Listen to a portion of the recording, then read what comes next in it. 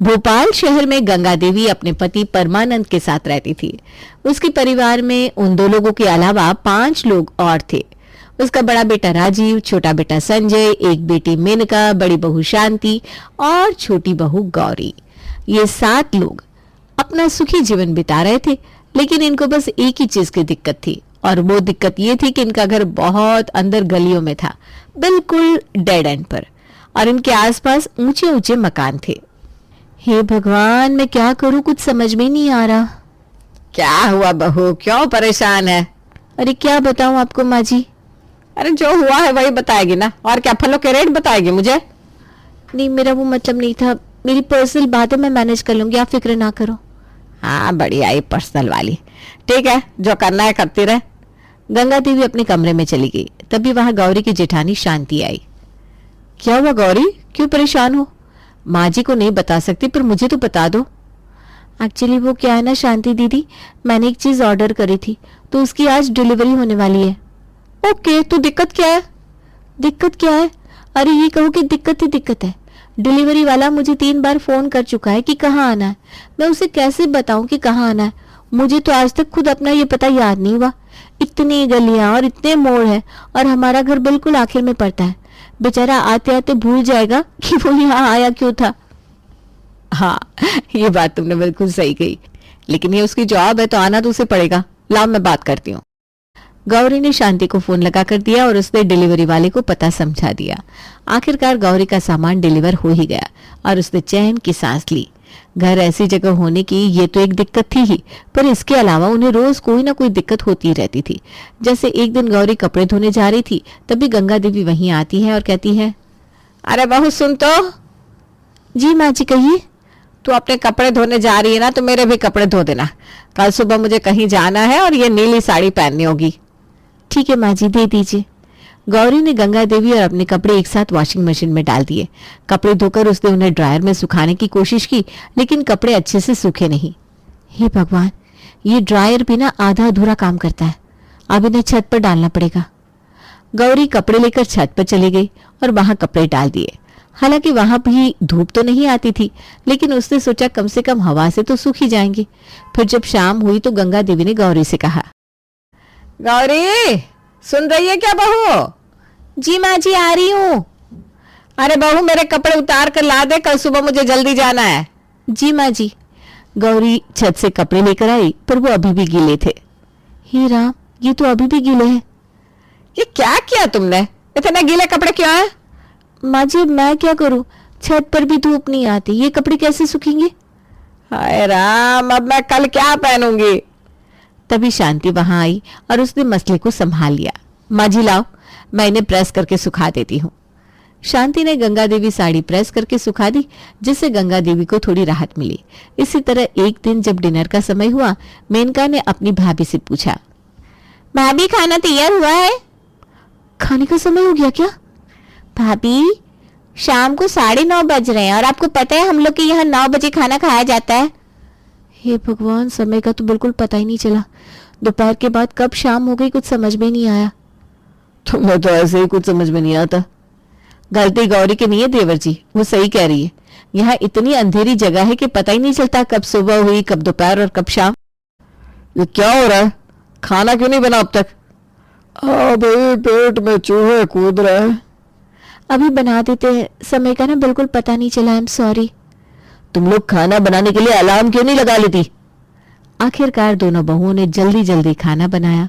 खाना देर से तैयार हुआ, लेकिन तब तक सबके चेहरे गुस्से से लाल हो चुके थे। दोबारा ऐसा नहीं होना चाहिए। जी। एक शाम संजय दफ्तर से लौटकर घर आया। थका हुआ चेहरा, ढीली पड़ी टाई और कंधे पर बैग। वो कमरे में दाखिल हुआ तो गौरी कपड़े तय कर रही थी। अरे भाई, मेरी बीवी तो बड़ी मेहनती है, पर मैं सोच रहा हूँ आज ये मेहनत छोड़कर मेरे पास आकर बैठो। क्या चाहिए आपको? तुम्हारा साथ। आओ ना, बैठो ना, चलो आज कुछ दिल की बातें करते हैं। गौरी ने कपड़े किनारे रख दिए और उसके पास बैठ गई, पर उसके चेहरे पर खुशी की जगह एक अजीब सी उदासी छाई हुई थी। क्या हुआ, इतनी उदास क्यों? ऑफिस से लौटते ही तुम्हें हंसता हुआ देखने की आदत है मुझे। क्या बताऊं संजय, ये घर, ये मोहल्ला, ऐसा लगता है जैसे किसी जेल में रह रही हूं। न कोई आता है न कोई आवाज सुनाई देती है। पूरा दिन बस अकेले पड़ी रहती हूँ। कोई खिड़की खोलो तो दीवारें दिखती है। अगर हमारा घर किसी खुली सड़क पर होता तो कम से कम गाड़ियों का शोर तो सुनाई देता। हाँ, ये बात तो सही है, पर क्या करें, घर तो यही है। अब अपना मैं क्या करूं? आपसे कुछ नहीं होगा, खाना खाकर बस सो जाइए आप। संजय ने थोड़ी देर समझाने की कोशिश की, पर गौरी के गुस्से ने उसे भी चुप करा दिया। वो बेड पर लेट गया और धीरे धीरे सो गया। अगले दिन दोपहर में सभी लोग किसी न किसी काम से बाहर चले गए। घर में सिर्फ मेनका थी जो कि सो रही थी। जैसे ही उसकी आंख खुली, उसने देखा कि घर में सन्नाटा पसरा हुआ है। उसने इधर उधर देखा पर कोई नजर नहीं आया। अरे ये सब कहाँ चले गए? कोई है? मम्मी, भैया, कोई सुन रहा है? हे भगवान, ये लोग मुझे अकेला छोड़ गए क्या? मेनका ने एक एक कमरे में झांक कर देखा। अचानक उसे अपने कमरे से अजीब सी आवाजें सुनाई दी। उसका दिल जोर जोर से धड़कने लगा। डरते हुए उसने कमरे का दरवाजा खोला। कौन है? बाहर आओ। अचानक वो आवाज और तेज हो गई। मेनका डर के मारे बाहर की तरफ भागी, लेकिन तभी सभी घर वाले लौट आए। मेनका राजीव से सीधा टकरा गई। अरे क्या हुआ, इतनी घबराई हुई क्यों? कमरे में कोई है। क्या? कमरे में? चलो देखते हैं। राजीव और संजय कमरे में गए। वहां से वही अजीब आवाजें आ रही थी। जब उन्होंने गौर से देखा तो पता चला कि वो एक चूहा था। अरे मेरे भाई, ये तो चूहा है। इतने से छोटे से चूहे से डर गई तू? छोटा चूहा तो तुम्हें लग रहा है, मैं तो डर के मारे मर ही गई थी। तुम लोग मुझे अकेला छोड़कर चले गए। अरे ठीक है, बैठ जा, घबराने की कोई जरूरत नहीं है। शांति ने मेनका के लिए चाय बनाई और उसे समझाया। मेनका थोड़ी देर में शांत हो गई, पर गौरी के मन में एक नई बात आ गई। उसने सोचा कि अगर किसी दिन उसे इस तरह अकेले रहना पड़ा तो वो क्या करेगी। उसे ये घर और भी बुरा लगने लगा। अगले दिन उसने मौका देखकर गंगा देवी से बात की। माँ जी, एक बात कहूँ? बोलो, क्या बात है? माँ जी, आपने देखा ना कल मेनका के साथ क्या हुआ? अगर हमारा घर किसी खुली जगह पर होता तो शायद ऐसा नहीं होता। यहाँ तो हर वक्त सन्नाटा छाया रहता है, न धूप आती है न ताजी हवा। बात तो तू सही कह रही है। उस दिन मेरे कपड़े भी नहीं सूखे थे। कुछ तो करना पड़ेगा। हाँ, मैं यही तो कहना चाह रही थी। अगले दिन डिनर के समय गंगा देवी ने यह मुद्दा उठाया। जी, मुझे ना आपसे एक बात करनी है। क्या हुआ? बताओ, क्या बात है? मुझे लगता है कि हमें ये घर बदल लेना चाहिए। कोई खुली जगह पर घर ले। यहाँ तो परेशानियां ही परेशानियां हैं। मम्मी, अचानक ऐसा क्यों? क्या दिक्कत है यहाँ? दिक्कत ही दिक्कत है। यहाँ ना धूप आती है ना हवा। कल मेनका कितनी डर गई थी, वो तो कुछ नहीं। लेकिन ये हमारा घर है, इसे छोड़ना आसान नहीं होगा। अरे तुम लोग समझते क्यों नहीं हो? अगर हमारा घर खुली जगह पर होता तो ऐसी दिक्कत नहीं होती, और ऐसा तो लगना चाहिए कि हम इंसानों के बीच रह रहे हैं। सही बात है। एक लंबी चर्चा के बाद घर के सभी मर्द मान गए कि उन्हें नई जगह पर घर देखना चाहिए। लेकिन तभी संजय बोला। अरे शांति भाभी, आप भी तो कुछ बोलिए। आपने अपनी कोई राय नहीं बताई। मैं क्या बताऊं? मेरे हिसाब से तो ये घर ठीक ही है, क्योंकि आप कहीं भी चले जाओ कोई ना कोई दिक्कत तो हर घर में रहेगी। हमें एडजस्ट करना आना चाहिए। अरे बहू, तू तो रहने दे। हम अच्छे खासे सही घर में शिफ्ट होने जा रहे हैं और तू बीच में कूद पड़ी। हाँ दीदी, प्लीज आप चुप रहो ना। सीरियसली, क्योंकि मैंने जो एक्सपीरियंस किया है ना, वो आपने नहीं किया। उस दिन मैं डर के मारे मरते मरते बची हूँ। अरे मैं आप लोगों को नया घर लेने से थोड़ी ना रोक रही हूँ। मैं तो बस अपनी राय बता रही हूँ, क्योंकि देवर जी ने पूछा। उसके कुछ दिन बाद उन लोगों ने एक नया घर ले लिया, जो कि बिल्कुल मेन रोड पर था। पर यह घर काफी खुला खुला था। गृह प्रवेश के बाद सब काफी खुश थे। रिश्तेदारों ने तारीफों के पुल बांध दिए थे। गंगा देवी, मेनका और गौरी ने एक दूसरे को ऐसे देखा मानो कोई युद्ध जीत लिया हो। पर असली कहानी तो अब शुरू होनी थी। अगली सुबह सूरज की किरणें सीधे खिड़की से अंदर आ रही थी। कमरों में तेज रोशनी भर चुकी थी। अरे ये क्या भला है, इतनी तेज धूप। ये घर तो धूप से भी तप रहा है। मम्मी, ये तो जेल जैसा लग रहा है। सुबह सुबह नींद खराब हो गई। ये घर लिया है या तंदूर? इतनी गर्मी में तो जल ही जाएंगे। शांति, जो पहले से उठ चुकी थी, चाय बनाते हुए बोल पड़ी। अब रोशनी आई तो गर्मी भी तो आएगी ना। नया घर है, थोड़ा तो एडजस्टमेंट करना पड़ेगा। गौरी ने झुंझलाते हुए जवाब दिया। शांति भाभी, आप हमेशा ना नसीहत देने लगती हैं। थोड़ा प्रैक्टिकल भी हो जाइए ना। दिन जैसे जैसे बीतने लगा धूप और गर्मी दोनों बढ़ती गई। इस घर में तो चैन ही नहीं है। पुराना घर ठंडा था, यहाँ तो सब कुछ जल रहा है। सच में मम्मी, इतनी रोशनी है, ऐसा लग रहा है जैसे किसी ने मोबाइल की ब्राइटनेस बढ़ा दी हो। फिर शाम का समय आया। गौरी अपने कमरे में बैठी किसी से फोन पर बात कर रही थी। हेलो हेलो, क्या कहा आपने? हेलो, आवाज नहीं आ रही है। ट्रैफिक के शोर के कारण बात समझ में नहीं आ रही थी। गुस्से में उसने फोन पटक दिया। ये गाड़ियां वाले बस पो पो पो पो करते रहते हैं। क्या हुआ बेटा, इतनी चिड़चिड़ी क्यों हो रही है? माँ जी, यहाँ तो फोन पर बात करना भी मुश्किल है। बाहर का शोर इतना है कि कुछ सुनाई नहीं देता। सही कह रही हो, ये ट्रैफिक का शोर भी ना बड़ा बेहुदा है। मेनका भी बगल वाले कमरे से आकर बोली। सच में, मैं तो शांति भाभी से कुछ बात कर रही थी, लेकिन ये हॉर्न और गाड़ियों का शोर सुनकर मेरा सर दर्द करने लगा। फिर रात का समय हुआ। सब अपने अपने बिस्तर पर लेट गए, लेकिन चैन की नींद किसे नसीब थी। गाड़ियों की आवाजें, हॉर्न की चीखें और ट्रकों का पॉम पॉम कमरे में गूंज रहा था। ये कौन सा घर लिया है, यहाँ तो रात भर ट्रकों की बारात निकलती रहती है। दिमाग खराब हो गया है। अरे मम्मी, आपको तो पहले से ही पता था ये रोड के पास है, अब करिए एडजस्ट। संजीव भैया, ये एडजस्टमेंट नहीं है, ये सजा है। मैं तो पागल हो जाऊंगी यहाँ। अब जो भी है यही है, सहना पड़ेगा। सह तो रही हूँ, और क्या कर रही हूँ? गौरी ने कानों में रुई ठूसते हुए कहा। ये कौन सा घर है जहाँ रात रात भर जागना पड़े? मुझे तो अपने पुराने घर की याद आ रही है। कम से कम वहां शांति तो थी। अब समझ में आया मैंने क्यों कहा था कि हर जगह समस्या होती है। नया घर लिया तो नई समस्याएं भी साथ आई। शांति, तुझे तो हमेशा सब कुछ ठीक ही लगता है। अब ये मत कहना कि ये शोर भी अच्छा है। शांति को हंसी आ गई और वो बोली, माँ जी मैंने ऐसा कब कहा? बस इतना कह रही हूँ कि पहले सोच समझकर कदम उठाना चाहिए था। अब भुगतो। रात भर किसी को नींद नहीं आई। सब एक दूसरे को कोस रहे थे। उस रात किसी की नींद पूरी नहीं हुई। ट्रकों का शोर, गाड़ियों के हॉर्न और सड़कों पर चलने वाले लोगों की आवाजों ने सबकी रात खराब कर दी। सुबह हुई तो सबका मूड पहले से ही खराब था। सबके चेहरे थके हुए थे और किसी में बात करने की भी ताकत नहीं थी। पर जल्द ही ये थकान चिड़चिड़ाहट में बदल गई। अब तो हद हो गई, रात भर सो ही नहीं पाए और सुबह की ये कर्कश धूप। आखिर क्यों बदला घर? मुझे तो पहले ही पता था यहाँ रहना मुश्किल होगा। भूख तो अब तुम्हें पहले से पता था तो यहाँ क्यों लेकर आ गई हमें? खुद इतना जिद करके यहाँ लाई हो और अब बातें बना रही हो। अरे अरे क्या अरे? अरे आप लोग लड़ो मत। पर ये बात तो सच है कि ये घर हमारे लिए बिल्कुल ठीक नहीं है। रात भर शोर सुनकर तो सिर दर्द होने लगा। संजय सबकी चिड़चिड़ी बातों को सुनते हुए बोला। गौरी, चाय कहाँ है? मेरा सर दर्द से फट रहा है और तुमने अभी तक चाय नहीं बनाई। तो मेरे भी तो सर में दर्द हो रहा है, आज आप खुद बना लो चाय। अरे बहस बंद करो, ऑफिस के लिए देर हो रही है। शांति, गौरी, नाश्ता करवाओ तुम दोनों, फिर हम जाएं। गौरी और शांति पैर पटकते हुए किचन में चली गई और नाश्ता बनाकर लाई। संजय और राजीव ने नाश्ता करके अपने अपने बैग उठाए और अपनी पत्नियों से थोड़ी बहस के बाद गुस्से में ऑफिस चले गए। घर में गुस्से और निराशा का माहौल बन गया। दोपहर का समय हुआ तो राजीव के ताऊ आ गए। अरे वाह वाह, नया घर तो बहुत अच्छा है। अब हमारे लिए आना भी आसान हो गया। पुराना घर तो बहुत अंदर था। हाँ भाई साहब, अब सब यहीं मिल बैठ सकते हैं। ताऊ कुछ देर बाद चले गए, लेकिन उनके जाते ही राजीव की चाची आ गई।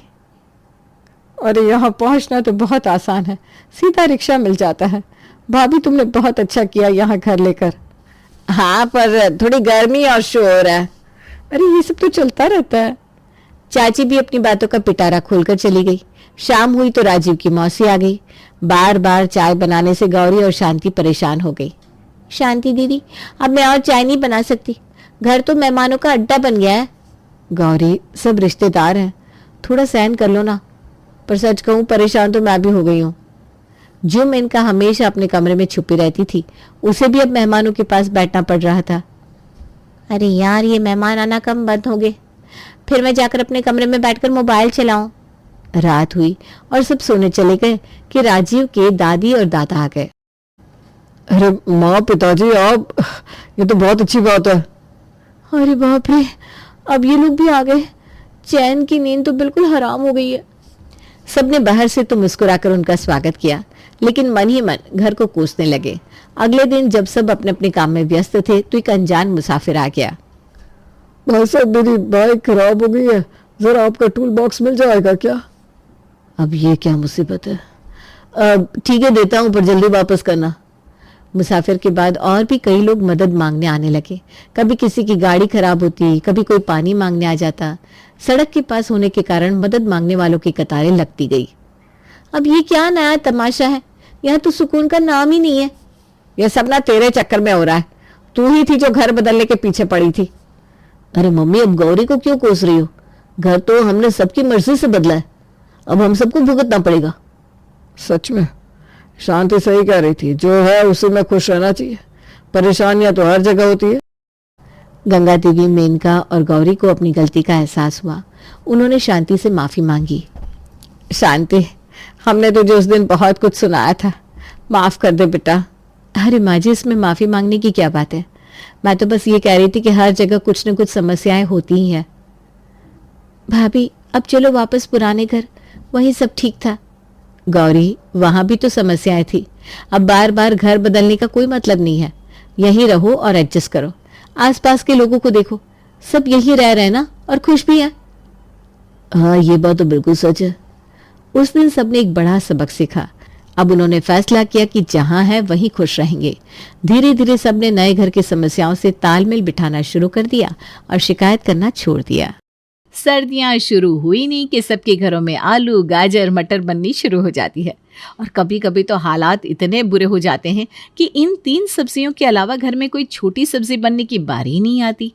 ऐसी ही समस्या चल रही है आजकल पुष्पा निवास में। अरे भाभी, जल्दी से नाश्ता ला दो, देर हो रही है ऑफिस के लिए। हाँ भाभी प्लीज जल्दी, मुझे भी कॉलेज जाना है। अरे हाँ भाई, ला रही हूँ। ये लो, सब गर्मा गर्म पराठे खाओ। अरे वाह, पराठे गोभी के बनाए, क्या बात है। अरे नहीं, गाजर के बनाए। क्या गाजर के पराठे? हाँ, गाजर के पराठे। जब बाकी सब्जियों के पराठे बन सकते तो गाजर के क्यों नहीं बन सकते? और कल आलू के पराठे बनाए थे तो मैंने सोचा आज गाजर के बना लेती हूँ। अच्छा ठीक है भाभी, अभी जो भी बनाया है दे दो। सब लोग सुबह सुबह गाजर के पराठे खाकर निकल जाते हैं। लेकिन ऑफिस जाकर जब नितिन अपना टिफिन खोलता है, अरे नहीं यार, फिर से आलू गाजर मटर की सब्जी। हफ्ते में 5 दिन इसके अलावा और कुछ बनता ही नहीं। अलग बनता है तो वो है आलू मटर, गाजर मटर। ये सब्जियां खा खा कर मेरा दिमाग खराब हो गया। अरे क्या हो गया तुझे, क्यों इतना गुस्सा कर रहा है? अरे कुछ नहीं यार, बस रोज रोज एक सब्जी खाकर पक गया हूँ मैं। अच्छा चल कोई ना, तू मेरी सब्जी खा ले। ठीक है, लेकिन तू क्या लेकर आया? गाजर आलू मटर। वाह, अभी अभी मैंने भी तो यही बोला कि आलू गाजर मटर या गाजर आलू मटर, सब्जी तो एक ही है। सब्जी का नाम आगे पीछे करने से सब्जी थोड़ी ना बदल जाएगी। बेचारा नितिन, उसके तो कलीग्स भी लंच में यही सब्जी लेकर आए थे, तो मजबूरी में उसे वही खानी पड़ती है अगले दिन। देखो योगिता, आज संडे का दिन है, हम सबकी छुट्टी है, तो प्लीज़ आलू गाजर मटर ये सब्जी तो बिल्कुल मत बनाना। अरे आप बिल्कुल भी चिंता मत करो, मैं आलू गाजर मटर की सब्जी नहीं बनाऊंगी। आज छुट्टी है ना, तो मैं घर पर वेज बिरयानी और रायता बनाऊंगी। चलो शुक्र है, इतने दिन बाद कुछ तो ढंग का खाने को मिलेगा। योगिता किचन में जाकर वेज बिरयानी और रायता बनाती है और थोड़ी देर बाद टेबल पर खाना सर्व करती है। मम्मी जी, पापा जी, नितिन जी, सब लोग खाने के लिए आ जाइए। दाक्ष, आशा, तुम भी आ जाओ। अरे वाह बहू, बिरयानी की खुशबू तो बहुत अच्छी आ रही है। हाँ भाभी, आज तो खाना खाने का मज़ा ही आ जाएगा। सब लोग बैठते हैं और योगिता उनकी प्लेट में खाना सर्व करती है। तभी बिरयानी देखते ही सबका माथा ठनक जाता है। अरे भाभी, ये क्या कर दिया? बिरयानी में भी आलू गाजर मटर डाल दिए? अरे चलो डाले तो डाले, लेकिन कुछ और सब्जियां भी तो डाल देती। बेटा, आलू और मटर तो मुझे बिरयानी में फिर भी समझ में आ रहे हैं, लेकिन गाजर, बिरयानी एकदम चटपटी है, उसमें ये मीठी मीठी गाजर बिल्कुल भी अच्छी नहीं लगेगी। अरे पापा जी, आप एक बार खाकर तो देखिए, आपको बहुत अच्छी लगेगी। और साथ में रायता भी तो है। चलो शुक्र है, रायता तो है, वही दे दो जल्दी से भाभी। योगिता सबको रायता डालकर देती है, पर किसी को समझ में नहीं आता कि आखिर वो रायता है किस चीज़ का। अरे बहू, ये किस चीज़ का रायता बनाया तूने? पापा जी, मैंने आज मटर का रायता बनाया है। हैं? मटर का रायता? ये कब से बनने लग गया बहू? अरे पापा जी, खाने में कुछ न कुछ इन्वेंशन तो करनी ही पड़ती है ना। और ये सच में बहुत टेस्टी बना है, आप एक बार खाकर तो देखो। सोचा था छुट्टी वाला दिन है, मस्त बिरयानी और रायता खाऊंगा, लेकिन उसमें भी मटर गाजर आलू और मटर का रायता। हे भगवान, ये भाभी क्या क्या बना रही है। कुछ दिन बाद योगिता सच सच बताना, तुमने खाने में क्या बनाया है? अगर आज तुमने आलू गाजर मटर या आलू मटर या गाजर मटर ऐसा कुछ भी बनाया है तो मैं नहीं खाने वाला। अरे नहीं नहीं नहीं, आज मैंने ऐसी कोई सब्जी नहीं बनाई। आज तो मैंने कोफ्ते बनाए हैं। शुक्र है भगवान का कि आज तो आपने कुछ अलग बनाया। सही बोला, वरना मुझे तो लग रहा था कि आज अगर फिर से आलू गाजर मटर मैंने खा ली ना तो मेरे अंदर से आलू गाजर मटर का पेड़ ही उग जाएगा। सही बोला चाचू, अब तो स्कूल में भी मुझे सब आलू गाजर मटर कहकर चिढ़ाते हैं। अरे क्या तुम लोग भी, तुम तो ऐसे कह रहे हो जैसे मैं इनके अलावा तुम्हें और कुछ बनाकर ही नहीं देती। वाह, बोल भी तो देखो कौन रहा है। अच्छा जी, चलो जल्दी से खाना दो, बहुत भूख लग रही है। योगिता सबको खाना सर्व करती है, लेकिन जैसे ही सब लोग खाने की पहली बाइट लेते तो उन्हें कोफ्ते का स्वाद कुछ अलग ही लगता है। बहू, आज तूने लौकी का कोफ्ता कुछ अलग तरीके से बनाया है क्या? हाँ भाभी, कुछ अलग सा टेस्ट आ रहा है इसमें। अरे अलग टेस्ट तो आएगा ना, ये लौकी का कोफ्ता थोड़ी ना है। तो फिर किस चीज़ का है? गाजर और मटर का मिक्स कोफ्ता है, और ग्रेवी में ना थोड़ा सा उबला हुआ आलू भी मिलाया है। हे भगवान, कम से कम कोफ्ते को तो छोड़ देते। इतना खुश होकर खाना खाने के लिए बैठा था, सारा मूड खराब हो गया। अरे क्या मूड खराब हो गया? अब जब तक नहीं बताया था तब तक आपको पता लगा था क्या कि इसमें आलू गाजर मटर है? तब तो आप बड़े आराम से खा रहे थे, अभी पता चल गया तो नखरे कर रहे हो। अरे बहू, लेकिन इसका टेस्ट सच में बहुत अजीब लग रहा है। हाँ मम्मा, दादी बिल्कुल ठीक कह रही है। कोफ्ते तो लौकी के ही अच्छे लगते हैं, या फिर मलाई कोफ्ता। ये तो कुछ समझ में नहीं आ रहा क्या है, मैं नहीं खाऊंगा। हाँ भाभी, प्लीज़ आप अचार ला कर दे दो, मैं उसी के साथ रोटी खा लूँगा। तुम लोगों को पता नहीं नखरे कितने। लाती हूँ अचार। योगिता अंदर से अचार लाती है और अचार देखकर सबका मूड और ज़्यादा खराब हो जाता है, क्योंकि अचार भी किस चीज़ का था? आलू का, गाजर का और मटर का। अरे यार, अचार भी आलू गाजर मटर का। घर में कोई ऐसी चीज खाने की बची है जिसमें ये चीजें ना हो? और यार, गाजर का अचार तो फिर भी चलो समझ में आता है, लेकिन आलू और मटर का भी अचार बना दिया तुमने। भैया, मुझे तो लगता है भाभी ने आलू गाजर और मटर की डिशेस बनाने में पीएचडी कर ली है, इसीलिए एक्सपेरिमेंट पर एक्सपेरिमेंट करती जा रही है। लेकिन आपके एक्सपेरिमेंट्स हम पर भारी पड़ रहे हैं। प्लीज ये सब्जियां बनाना बंद कर दो। अरे क्या बनाना बंद कर दो? सर्दी में ही तो ये सब्जियां आती है, और आलू तो मैं सब्जी में इसलिए डालती हूँ क्योंकि वो सभी सब्जियों के साथ जाता है। अब खा लो चुपचाप। अभी तो हम खाना खा रहे हैं, लेकिन अगर फिर से तुमने ऐसा कुछ बनाया ना तो पक्का बता रहा हूँ, घर में नहीं खाना खाऊंगा मैं। अच्छा अच्छा ठीक है। अब योगिता को तो सर्दियों में वहम चढ़ गया था कि सर्दियों में बनानी है तो सिर्फ आलू गाजर मटर, लेकिन अब उसे मिल चुकी थी धमकी कि अब अगर उसने आलू गाजर या मटर का कुछ भी बनाया तो कोई भी खाना नहीं खाएगा। फिर उसने कुछ नया तरीका सोचा। अगर किसी को भी सामने आलू गाजर मटर दिख गई तो कोई खाना नहीं खाएगा। एक काम करती हूँ, मटर को पीसकर उसे आटे में मिला देती हूँ और आलू को पीसकर दाल में डाल दूंगी। अब योगिता सारी सब्जियों को पीसकर खाने में डाल देती है। थोड़ी देर बाद वो खाना सर्व करती है। तुमने फिर से रोटी में मटर डाल दी। मना किया था ना तुम्हें, पूरी रोटियां हरी हरी हो गई है। अरे नहीं नहीं, मटर नहीं है वो। क्या ये मटर की रोटी नहीं है तो फिर हरी कैसे हो गई भाभी? अरे सिर्फ मटर ही ऐसी इकलौती सब्जी थोड़ी ना है जिसका रंग हरा होता है। मेथी डाली है मैंने इसमें। आपने रोटी में मेथी डाली तो फिर चावल में क्या डाला मम्मा? ये सारे चावल रेड रेड क्यों हो गए? इसमें गाजर डाली है क्या? अरे बेटा, केसर डाला है। केसर केसर खाना ना बहुत अच्छा होता है, इसीलिए मैंने चावल में डाला। योगिता सबको बातों में बहलाती है, लेकिन जैसे ही सब खाना खाते हैं उनको खाने का टेस्ट समझ में आने लगता है। बहू, खाना खाकर हमें ये तो समझ में आ गया कि ना तो रोटी में मेथी है और ना ही चावल में केसर, लेकिन मुझे ये समझ में नहीं आ रहा है कि आखिर तूने दाल में क्या मिलाया है। कितनी गाढ़ी दाल मैंने अपनी ज़िंदगी में कभी नहीं खाई। सच सच बता, तूने इसमें क्या डाला है? मम्मी जी, वो आलू पीस कर डाला है। अरे बेटा, लेकिन दाल में आलू पीस कर डालने का क्या मतलब है? दाल तो तू सिंपल भी बना सकती थी। हाँ मम्मी जी, लेकिन वो पिछली बार की 3-4 आलू रखे थे तो मैंने सोचा दाल में डाल देती हूँ, कहीं ख़राब ना हो जाए। भाभी बस, अब और नहीं खेल सकते हम आलू गाजर मटर वाला खाना, इसलिए आज आप खाना नहीं बनाओगी, आज रात का खाना मैं बनाऊंगी। अरे लेकिन नहीं नहीं, लेकिन वेकिन कुछ नहीं। आज रात का खाना आशा ही बनाएगी, और खबरदार तुम किचन में भी गई तो। अब आशा शाम को किचन में खाना बनाने के लिए जाती है, लेकिन उसे किचन में गाजर, मटर और आलू के अलावा चौथी कोई सब्जी दिखती नहीं, यहाँ तक कि छोले, राजमा और दाल भी नहीं। अरे हद हो गई यार, इसके अलावा किचन में और कुछ है ही नहीं। लेकिन मैं हार नहीं मानूंगी, अभी ऑनलाइन सब्जी ऑर्डर करती हूँ। आशा ऑनलाइन सब्जी ऑर्डर करने लगती है, लेकिन आलू, गाजर और मटर के अलावा और कोई सब्जी ऑनलाइन स्टॉक में थी ही नहीं। हे भगवान, क्या मुसीबत है। मुझे तो ऐसा लगता है कि पूरी कायनात हमारे पीछे पड़ गई है कि हम लोग खाएं तो सिर्फ आलू, गाजर और मटर। बताओ, ऑनलाइन भी कोई और सब्जी नहीं मिल रही। कोई बात नहीं, मैं मार्केट जाकर लेकर आती हूँ। आशा मार्केट से सब्जी लेने जाती है, लेकिन वहां पर भी उसे हर ठेले पर आलू, गाजर और मटर के अलावा कुछ नहीं मिलता। अरे भैया, दुनिया में सारी सब्जियां खत्म हो गई है क्या? जो इस आलू, गाजर, मटर के अलावा पूरी मार्केट में कुछ और है ही नहीं। अरे नहीं नहीं दीदी, थोड़ी देर पहले आती तो बहुत सारी सब्जियां मिल जाती। अभी शाम तक ना सारी सब्जियां खत्म हो जाती है। पहले पता होता तो आती नहीं।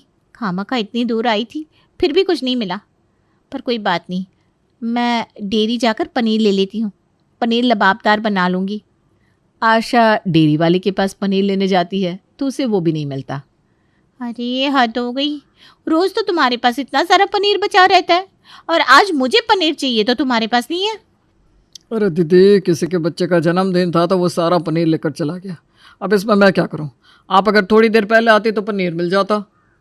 आशा गुस्से में वहां से चली जाती है। क्या हुआ आशा, तुम खाली हाथ क्यों आ गई? तुम तो सब्जियां लेने गई थी ना। हाँ, लेकिन कोई सब्जी नहीं मिली और तो और डेयरी वाले के पास पनीर भी नहीं मिला। अरे रे, ये तो बहुत बुरा हुआ। चलो कोई ना, तुम बैठो, थक गई होगी। मैं सबके लिए आलू, गाजर, मटर की सब्जी बना लेती हूँ। योगिता अपनी हंसी दबाकर सीधी किचन में जाती है। अच्छा हुआ जो मैंने पहले ही सब्जी वाले को फ़ोन कर दिया था कि आलू, गाजर, मटर के अलावा कोई भी सब्ज़ी बाहर मत रखना, और डेयरी वाले को भी समझा दिया था, वरना ये मेरे आलू, गाजर, मटर तो घर में बनने ही नहीं देती। बचपन से हर सर्दी में हर रोज़ मैंने आलू, गाजर, मटर खाए हैं। इसके अलावा मैं घर में कोई और सब्ज़ी बनने ही नहीं दूँगी। अब योगिता सबको फिर से आलू, गाजर, मटर सब्ज़ी खिला देती है, और आज तो कोई उसे कह भी नहीं सकता था क्योंकि आशा को तो कोई और सब्ज़ी मिली ही नहीं थी। कुछ दिन बाद खाना बनने से पहले बोल रहा हूँ, रोटी सब्जी नहीं खाऊंगा मैं, और ना ही चावल खाऊंगा। कुछ अच्छा सा बनाना आज प्लीज़। वैसे भी इतनी ठंड में कुछ गर्मा गर्म अलग सा खाने का मन कर रहा है, ऊपर से ज़ुकाम हो गया है सो अलग। अच्छा ठीक है, मैं काम करती हूँ, गर्मा गर्म खिचड़ी बना लेती हूँ और उसके साथ थोड़ा सूप भी बना लेती हूँ, ज़ुकाम में भी आराम लगेगा। हाँ ये ठीक है। ज़िंदगी में कभी खिचड़ी बनने पर इतनी खुशी नहीं हुई जितनी आज हो रही है। योगिता जाकर खिचड़ी और सूप बनाने की तैयारी शुरू करती है। मैंने आलू, गाजर और मटर को पीस कर डाल दिया, लेकिन अगर खिचड़ी में डाला तो इनको पता लग जाएगा। एक काम करती हूँ, चॉपर में एकदम बारीक बारीक काट कर डाल देती हूँ, इन्हें दिखेगा ही नहीं। योगिता खिचड़ी में बिल्कुल बारीक बारीक आलू, गाजर, मटर डाल देती है और सूप में भी आलू, गाजर, मटर पीस कर डाल देती है। लेकिन नितिन जैसे ही वो खाना खाता है उसे सब कुछ समझ में आ जाता है। तुम्हें क्या लगा था इस खिचड़ी के अंदर बारीक बारीक सब्जियां काट कर डालोगी तो मुझे पता नहीं लगेगा? अरे साफ साफ आलू, गाजर, मटर का टेस्ट आ रहा है, और सूप में भी तुमने आलू, गाजर, मटर पीस कर डाल दिया। अरे बेशक सब्जियां दिखती नहीं है, लेकिन उनका टेस्ट तो समझ में आता है ना। देखो मेरी जुबान ने तो जवाब दे दिया, अब मैं ये नहीं खाऊंगा। पूरी सर्दियों में मैं भूखा रह लूंगा, लेकिन अब ये आलू, गाजर, मटर वाला खाना बिल्कुल नहीं खाऊंगा। अरे लेकिन मैंने एक बार बोल दिया ना, मतलब बोल दिया, नहीं खाऊंगा तो नहीं खाऊंगा। इस बार नितिन जिद पर अड़ जाता है और वो खाना ही नहीं खाता। अगले दिन, वैभव वैभव जरा यहाँ आना। हाँ मम्मा, क्या हुआ? क्या हुआ कि बच्चे, तूने आज टिफिन क्यों नहीं खाया? मैंने आपको बोला था मम्मा, मैं आलू, गाजर, मटर नहीं खाऊंगा। आपने फिर से मेरे टिफिन में आलू, मटर की सब्जी और गाजर वाले चावल दे दिए। पता है सबने कितना मजाक उड़ाया मेरा, और इस खाने की वजह से कुछ खाने का मन ही नहीं करता। अब मैंने सोच लिया मैं पूरी सर्दी खाना नहीं खाऊंगा। क्या? ये क्या मतलब हुआ? एक तो तेरे लिए इतना अच्छा खाना बनाया है, ऊपर से नखरे कर रहा है। आप चाहे कुछ भी बोलो, मैं ये खाना नहीं खाऊंगा तो नहीं खाऊंगा। अच्छा फिर मैं भी देखती हूँ कब तक भूखा रहता है, खाना तो तुझे यही पड़ेगा। योगिता वैभव को डांट कर भगा देती है और सबके लिए रात को फिर से आलू, गाजर, मटर वाला खाना बना देती है। लेकिन आज तो सब लोगों ने ठान लिया था कि वो ये खाना नहीं खाएंगे। भाभी एक बार पहले क्लियर कर रहा हूँ, अगर आज आपने फिर से ये आलू, गाजर, मटर वाला खाना बनाया है ना, तो हम में से कोई इसे नहीं खाने वाला। क्यों नहीं खाओगे? और इस टाइम मार्केट में कोई और सब्जी भी नहीं आ रही है, बताओ मैं क्या बनाऊं? रहने तो भाभी, मुझे अच्छे से पता है उस दिन आपने ही सब्जी वाले और डेयरी वाले को फ़ोन करके मुझे सब्जी और पनीर देने के लिए मना किया था ना। अब जानबूझकर ये सब कर रही हो। हाँ, अब बहुत हो गया। ये तो सरासर टॉर्चर है, टॉर्चर। मैं बाहर से खाना ऑर्डर कर रहा हूँ, और जब तक घर में ये आलू गाजर मटर के अलावा कुछ और खाना नहीं बनेगा ना, तब तक घर में कोई तुम्हारे हाथ का खाना नहीं खाएगा। अच्छा, तो फिर मैं भी देखती हूँ कितने दिन तक बाहर से खाना मंगा कर खाते हो। मैं तो खाने में आलू गाजर मटर ही बनाऊंगी। ठीक है फिर। दक्ष, जल्दी से खाना ऑर्डर करो। दक्ष बाहर से खाना ऑर्डर करता है और सब लोग बहुत दिन बाद खुशी से खाना एंजॉय करते हैं।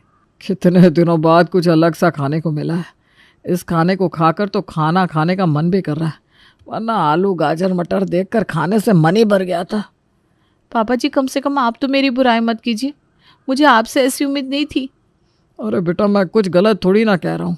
अब रोज़ रोज़ किसी को एक ही सब्जी खिलाओगी तो वो बेचारा तो परेशान हो ही जाएगा। अगर तुम इन सब्जियों के अलावा कुछ अलग बनाती तो हमें बाहर से खाना बनाने की ज़रूरत नहीं पड़ती। कोई बात नहीं पापा, अगर भाभी का मन नहीं है आलू कचालू मटर के अलावा कुछ और बनाने का तो कोई दिक्कत नहीं। अब से भाभी की खाना बनाने की छुट्टी, भाभी को भी आराम मिल जाएगा। चाचू, लेकिन मैं स्कूल में क्या लेकर जाऊंगा? मेरा टिफिन कौन बनाएगा? इस बात का क्या मतलब है? तेरे लिए तो मैं ही लंच बनाऊंगी, और सिर्फ तेरे लिए क्या, लंच तो सबके लिए मैं ही बनाऊंगी। नहीं नहीं भाभी, इसकी कोई ज़रूरत नहीं है। मैंने टिफ़िन सर्विस वालों से बात कर ली है, वो रोज़ मेरे भैया के लंच और वैभव के लंच का टिफ़िन भी टाइम पर भेज देंगे। ठीक है वैभव, चिंता करने की कोई बात नहीं है। थैंक यू चाचू। अरे क्या थैंक यू? फिर क्या मेरे हाथ का खाना कोई खाएगा ही नहीं? ब्रेकफास्ट लंच डिनर सब कुछ बाहर से? ये सब कोर्स भाभी। वैसे ये पनीर की सब्जी ना बहुत टेस्टी है दक्ष भैया, कल फिर से मंगाना। लगभग एक हफ्ता बीत जाता है, लेकिन योगिता के हाथ का खाना कोई नहीं खाता। सब उसके हाथ का खाना न खाने के लिए बगावत कर देते हैं और हर रोज़ बाहर से मंगा कर ही खाना खाते हैं, क्योंकि योगिता घर में आलू गाजर मटर के अलावा सब्जी लाने ही नहीं दे रही थी। इसलिए कोई घर में खाना बना ही नहीं पा रहा था। लेकिन एक हफ्ते बाद योगिता बहुत परेशान हो जाती है। जब मेरे बनाए हुए आलू गाजर मटर कोई खा ही नहीं रहा तो इनको बनाने का क्या फ़ायदा। छोड़ो, आज से घर में ये सब्जियां बनानी ही बंद। आज सबके लिए दाल मखनी और पनीर टिक्का मसाला बनाती हूँ। योगिता सबके लिए खाना बनाकर टेबल पर सर्व करती है। तभी दक्ष कहता है, तो फिर आज क्या ऑर्डर करना है भैया? आज तुम लोगों को कुछ भी ऑर्डर करने की ज़रूरत नहीं है। तुम्हें क्या लगता है हम आलू गाजर मटर खा लेंगे? बिल्कुल भी नहीं, खाना तो बाहर से ही आएगा। आलू गाजर मटर नहीं बनाया मैंने, दाल मखनी और पनीर टिक्का मसाला बनाया है। सच में मम्मा? हाँ बेटा, जब मेरे बनाए हुए आलू गाजर मटर वाले खाने को कोई खा ही नहीं रहा तो बनाने का क्या फ़ायदा। इसलिए आज से घर में सारी सब्जियां बंद। बस अब तो आप लोगों के मन की हो गई ना, तो जल्दी से खा लो खाना। घर वालों की बगावत के आगे योगिता को हार माननी ही पड़ती है और फाइनली उनके घर में आलू गाजर मटर बंद होकर बाकी सब्जियां बनानी शुरू होती हैं। आकाश बेटा, जल्दी से रेडी हो जाओ, आज रिंकू की बर्थडे पार्टी में जाना है ना। मुझे नहीं जाना वहाँ पर। सब लोग पनीर की सब्जी और पूरी खिलाते हैं जो मुझे बिल्कुल पसंद नहीं, इसलिए मुझे जाना ही नहीं है। अरे पनीर पूरी तो हर बच्चे को पसंद होती है, तुम्हें पसंद क्यों नहीं है? बाकी बच्चों के साथ खाओगे ना तो तुम्हें बहुत मज़ा आएगा। क्या ज़बरदस्ती है मम्मा, मैंने बोला ना मुझे नहीं खानी पनीर पूरी। पनीर पूरी जैसी चीज़ मैं घर में नहीं खाता और वहाँ जाकर अंकल आंटी ज़बरदस्ती खिला देते हैं। अच्छा ठीक है, मत खाना, केक खाकर ही लौट आना बस। लेकिन जाओ तो सही, कोई इनवाइट करता है तो वहाँ पर जाना पड़ता है, ऐसे नहीं बोलते। आकाश बर्थडे पार्टी में पहुँच जाता है और जैसा उसने सोचा था बिल्कुल वैसा ही होता है। केक कटिंग के बाद सब बच्चों को खाना सर्व होता है और खाने में हमेशा की तरह पनीर की सब्जी और पूड़ियाँ ही थी, जिसे देखकर आकाश का मूड ऑफ हो गया। अरे बेटा खाओ ना, तुम तो कुछ खा नहीं रहे। नहीं आंटी, मुझे पनीर की सब्जी बिल्कुल भी पसंद नहीं है, मैं नहीं खाऊंगा। अरे बेटा थोड़ा सा खा लो, देखो सारे बच्चे खा रहे हैं ना, तुम भी खाओगे तो तुम्हें अच्छा लगेगा। मैंने बोला ना मुझे नहीं खाना, मैं पनीर की सब्जी नहीं खाता। अरे बड़े अजीब हो तुम, ऐसा तो मैंने कोई बच्चा नहीं देखा आज तक जिसे पनीर पसंद ना हो। पनीर में तो सब बच्चों की जान बसती है। लेकिन आंटी मुझे पनीर पसंद नहीं है, मैं घर पर भी कभी नहीं खाता। सारे बच्चे उंगलियां चाट चाट कर खाना खा रहे थे और आकाश वहां बैठा हुआ सबको खाते देख रहा था। अरे आकाश, तूने तो अपना गिफ्ट अभी तक दिया ही नहीं। बर्थडे में आते हैं तो गिफ्ट देकर जाते हैं ना। अब अपना गिफ्ट बर्थडे बॉय को दे दे, फिर उसके बाद हम लोग अपने अपने घर चलते हैं। नहीं, मैं ये गिफ्ट नहीं दूंगा। मेरे पापा लेकर आए, मैं गिफ्ट नहीं देने वाला। अरे तो अंकल जी, ये गिफ्ट मेरे लिए खरीद कर लाए थे। आज मेरा बर्थडे है ना, ये गिफ्ट मुझे दे दो। बर्थडे में लाया हुआ गिफ्ट अपने घर वापस लेकर थोड़े ना जाते हैं। रिंकू आकाश से गिफ्ट लेने की कोशिश करने लगता है, जिसे देखकर आकाश जोर जोर से रोने लगता है। रिंकू बेटा रहने दो, अरे वो छोटा बच्चा है, इस तरह से चिंते नहीं। हाँ कोई बात नहीं बेटा, तुम अपना गिफ्ट वापस ले जाओ, रो नहीं।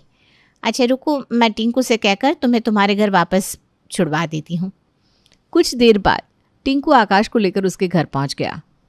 अरे बेटा ये क्या, तुम गिफ्ट देकर नहीं आए, वापस क्यों ले आए? किसी के बर्थडे में जाते हैं तो गिफ्ट देकर आते हैं ना। चलो अपने हाथ से भैया को गिफ्ट दो, वो रिंकू को दे देंगे। एक बार फिर से गिफ्ट देने की बात सुनकर आकाश जोर जोर से रोने लगता है। अरे आंटी, मैं भी इससे यही बोल रहा था कि रिंकू को बर्थडे गिफ्ट तो दे दे, लेकिन गिफ्ट देने की बात सुनकर वहाँ पर भी ना ऐसे ही ज़ोर ज़ोर से रो रहा था। फिर मेरी मम्मी ने कहा कि मैं इसको घर छोड़ दूँ, और आपको पता है इसने खाना भी नहीं खाया। बाकी सारे बच्चे खुश होकर खाना खा रहे थे, लेकिन पता नहीं इसे क्या हो गया था। बड़ी मुश्किल से समझा बुझाकर आकाश की मम्मी वो गिफ्ट टिंकू को दिलवाती है और फिर आकाश को लेकर घर के अंदर आती है। अंदर जाकर देख रहे हैं अपने साहबजादे की हरकतें। पहले इनको बर्थडे में नहीं जाना था, किसी तरह से बर्थडे में गए तो वहां जाकर खाना नहीं खा रहे। बर्थडे पार्टी खत्म हुई तो कहने लगी गिफ्ट नहीं दूंगा। अरे कुछ समझाइए इसको, या ये हमेशा ऐसा ही रहने वाला है? मैंने पहले ही कहा था मम्मा आपसे कि मुझे बर्थडे पार्टी में नहीं जाना। आपने मुझे जबरदस्ती वहां भेज दिया। मुझे बहुत तेज भूख लगी है, कुछ अच्छा सा खिला दो। आप मेरे लिए मैगी बना दो, मुझे मैगी खाने का मन है। कुछ ही दिनों के पहले आकाश अपनी फैमिली के साथ एक छोटे से कस्बे से नोएडा में शिफ्ट हुआ था। नोएडा आने से पहले आकाश के पापा की पोस्टिंग एक छोटे से कस्बे में थी, जहां पर बच्चों की बर्थडे पार्टी में अक्सर पनीर की सब्जी, पूरी और खीर खिलाई जाती थी। लेकिन आकाश तो जैसे पनीर की सब्जी और पूरी के नाम से ही चिढ़ जाया करता था। नोएडा आने के कुछ ही दिनों के बाद पड़ोस में रहने वाली फैमिली 6 साल के आकाश को अपनी बेटी की बर्थडे पार्टी में इनवाइट करती है। आकाश बेटा, मैंने ड्रेस निकाल कर रख दिया है, जल्दी से पहन लो, फिर आप पार्टी के लिए लेट हो जाओगे ना। अरे मम्मा, आपको पता है ना मुझे बर्थडे पार्टी में जाना पसंद नहीं है, पर क्यों आप जबरदस्ती करते हो मेरे साथ? अरे बेटा, हम लोग नई जगह जाकर शिफ्ट हुए हैं, अब पहली बार किसी ने अपने घर बुलाया है। तुम नहीं जाओगे तो नए फ्रेंड्स कैसे बनेंगे तुम्हारे? ठीक है, तुम कुछ खाना मत, बस दोस्त बना के चले आना। और सुनो, इस बार गिफ्ट देकर आना, वहां जाकर रोना धोना मत मचाना। ये कोई अच्छी बात नहीं होती। अब तुम बड़े हो रहे हो ना, थोड़ी अच्छी बातें भी सीख लो। अरे बहू, तू तो जानती है अपने बेटे की हरकतें। खुद क्यों नहीं चली जाती गिफ्ट लेकर, और अपने हाथ से ही गिफ्ट पिंकी के मम्मी पापा को दे देना। इसको गिफ्ट देकर भेजोगी तो ये फिर वही ड्रामा करके आएगा। ठीक है माँ जी, मैं ही गिफ्ट देकर आती हूँ। माँ की बार बार समझाने पर आकाश बर्थडे पार्टी में जाने के लिए तैयार हो जाता है। लेकिन ऐसा पहली बार था जो बर्थडे पार्टी से आने के बाद आकाश के चेहरे पर अलग ही चमक दिखाई दे रही थी। अरे भाई, क्या बात है, आज तो तुम बर्थडे पार्टी से बड़े खुश होकर वापस आए। मुझे तो लगा था हर बार की तरह आज फिर घर आकर गिफ्ट देने की बात पर रोना धोना मचाओगे। मम्मा, वहाँ तो मेरी पसंद का खाना नहीं मिलता था, इसलिए मुझे गिफ्ट देते समय रोना आता था। लेकिन आज तो इतना टेस्टी टेस्टी खाना खाने को मिला है, क्या बताओ। मैंने खुशी खुशी गिफ्ट दे दिया, और देखो आज मैं रोया भी नहीं। अच्छा जी, हमें भी तो पता चले ऐसा क्या खाने को मिल गया हमारे राजा बेटा को कि आज इनको रोना नहीं आ रहा, बल्कि खुशी से चेहरे पर चमक आ गई। माँ, आपको पता है वहाँ पर ना बच्चों को खाने में पनीर पूरी की जगह चिली पोटैटो और पिज्ज़ा मिला था। मम्मा, इतना टेस्टी टेस्टी खाना खाकर मेरा तो मूड फ्रेश हो गया। क्या कहा तूने? Chilli potato? ये क्या होता है भाई? हमने तो आज से पहले नाम नहीं सुना चिल्ली पोटैटो का। घर के खाने में थोड़ी सी मिर्च डल जाए तो तू तमाशा कर देता है। वहां जाकर चिल्ली पोटैटो कैसे खा लिया तूने? दादी, आप गलत समझ रही हो। चिल्ली पोटैटो का मतलब मिर्ची वाले आलू नहीं होता, ये एक डिश होती है। आप भी खाओगी ना तो उंगलियां चाटती रह जाओगी। मम्मी मुझे ना आपसे मैगी वैगी कुछ नहीं खाना, आप मेरे लिए बस चिली पोटैटो मंगवा दो। अरे अभी तो खाकर आया हो ना पार्टी से घर पर, फिर से चिली पोटैटो चाहिए? चलो जल्दी से ब्रश करो और सो जाओ, सुबह स्कूल भी जाना है ना। प्रतिमा बड़ी खुश थी। आज पहली बार उसका बच्चा किसी बर्थडे पार्टी से मुस्कुराता हुआ घर लौटा है। लेकिन उसे नहीं पता था कि चिली पोटैटो नाम का ये तूफान उसके घर में बड़ी तबाही लेकर आने वाला है। अगले दिन, मम्मा टिफिन के लिए क्या बनाया है? आलू का पराठा है बेटा। आलू के पराठे का नाम सुनकर आकाश जोर जोर से रोने लगता है। अरे भाई अब क्या हो गया, क्यों सुबह सुबह रोना धोना मचा रहे हो? मम्मा मुझे बस चिली पोटैटो खाना है, मुझे कुछ नहीं पता। आपने कहा था कि आज मैं बर्थडे पार्टी से खाकर आया हूँ, इसलिए आप कल मेरे लिए चिली पोटैटो बनाओगी। अरे बाबा, तो सुबह सुबह 6 बजे थोड़ी ना चिली पोटैटो बन जाएगा। ठीक है, शाम को पापा से कहकर मंगवा देंगे, अभी तो जो बनाया है वही टिफिन लेकर जाओ। बड़ी मुश्किल से प्रतिमा समझा बुझाकर आकाश को टिफिन देकर स्कूल भेज देती है। लेकिन आकाश ने भी कसम खा ली थी कि वो चिली पोटैटो भूलने का नाम ही नहीं ले रहा था। वो घर जाकर एक बार फिर से चिली पोटैटो का नाम लेकर रोने लगता है। अरे चिली पोटैटो में ऐसा क्या खा लिया तुमने जो इसका नाम भूलने को तैयार नहीं हो? ठीक है, शाम को तुम्हारे पापा से कहकर मंगवाती हूँ। हम भी तो देखे भाई, आखिर ऐसा क्या है इस चिली पोटैटो में जिसे खाकर हमारा बेटा बिल्कुल दीवाना हो गया। शाम के समय प्रतिमा अपने पति से कहकर आकाश के लिए चिली पोटैटो मंगवा देती है। अरे प्रतिमा, हमें भी तो चखाओ, हम भी तो देखे तुम्हारा बेटा जो हर सब्जी को देखकर मुंह बनाता है। इस चिली पोटैटो में ऐसा क्या मिल गया इसको जो बावला हुआ जा रहा है? जी माँ जी, ला रही हूँ मैं, सबके लिए ही मंगवाया था, सब लोग थोड़ा थोड़ा टेस्ट कर लो। सही बताऊँ तो मैं भी ना आज पहली बार खा रही हूँ, मैंने खुद आज से पहले कभी नहीं खाया ये चिली पोटैटो। खाने के बाद, बहू है तो बहुत बढ़िया चीज़ भाई, मेरा तो मन ही नहीं भरा। मंगवाया ही था तो थोड़ा ज़्यादा मंगवा लेती, ये तो ऐसा लग रहा है कि बस दाढ़ में ही अटक गया। माँ जी, आपको पता है कितना ऑयली था वो, और वैसे भी बाज़ार में मिलने वाले चीनी खाने में ना ढेर सारा तेल और अजीनोमोटो होता है जो हेल्थ के लिए बिल्कुल भी अच्छा नहीं है। आपको और आकाश को तो खास तौर पर इस तरह का खाना नहीं खाना चाहिए। ये टेस्ट बढ़ाने के लिए डाला जाने वाला अजीनोमोटो बच्चे और बुजुर्ग दोनों की सेहत के लिए बहुत ही खतरनाक है। और देख रही हूँ मैं, आप और आकाश दोनों ही चिली पोटैटो को देखकर कुछ ज़्यादा ही लार टपका रहे हो। अरे नहीं नहीं बहू, ऐसा कुछ नहीं है, वो तो मैं ऐसे ही कह रही थी कि पहली बार मंगवाया है तो थोड़ा ज़्यादा ही मंगवा लेती। तो ठीक ही कह रही है, तेल तो था भी उसमें। ठीक है, आज तो ले आई, अब से मत लाना। 2 दिन बाद, ये क्या चखा दिया आकाश ने, मुझसे भी अपनी ज़ुबान पर काबू नहीं हो रहा। क्या करूँ, बहुत मन हो रहा है खाने का। ऐसा करती हूँ, तुषार से कहकर चिली पोटैटो मंगवा लेती हूँ। बहू से कहूँगी तो वो मुझे 10 बातें सुना देंगी। तुषार बेटा, ऑफिस से आते हुए वो जो उस दिन लाए थे ना, वैसे ही बढ़िया से चिली पोटैटो लेते आना। वो आकाश ना बहुत रो रहा था सुबह से, खा लेगा तो खुश हो जाएगा। क्या माँ आपको बोला ना, चिली पोटैटो बच्चों को रोज नहीं खिलाना है, रोता है तो रोने दो। अरे बेटा, सच बोलूँ तो आकाश ने मुझे चिली पोटैटो खाने का मन कर रहा है, ला देना बेटा। और सुन, बहू को मत बोलना हाँ। माँ की बात सुनकर तुषार शाम को चिली पोटैटो लाकर माँ को दे देता है। तुषार की माँ छिपकर चिली पोटैटो खा रही थी, तभी आकाश वहां आ जाता है। अरे दादी, आप यहाँ छिप छिप कर क्या खा रही हो? अरे चुप कर तू, शोर करेगा ना तो तुझे नहीं मिलेगा।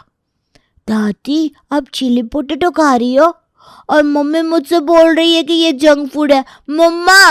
अरे चुप करना तू, ये ले तू भी खा ले, लेकिन शोर नहीं करना हाँ।